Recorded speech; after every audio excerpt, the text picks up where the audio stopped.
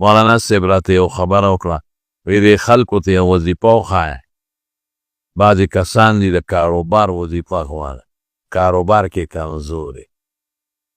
ټولو ته دا یو دو وظیفې ښیم، یو درې دا وایه، دې کې به ستاسو خیر یو لا حول ولا قوة الا بالله وایه. شواروس کې 500 پیرې وایه، 11 پیرې مخکې 11 پیرې وروستو درود شریف. 1500 کاره د شواروس کې یاد به مې لا حول ولا قوة الا بالله دا وایه. او د کاروبار د پاره یا واسع وایه، یا واسعو یا واسعو یا واسعو.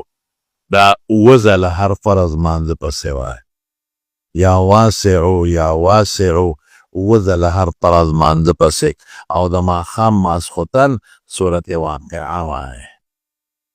او چې کله هم سملی نو د خوب نه مخکې یو 100 پیرې درود شریف وایه. دا ستاسو وظایف شو. الله به دله خیر او برکت درکړي. الله م روزګار کې برکت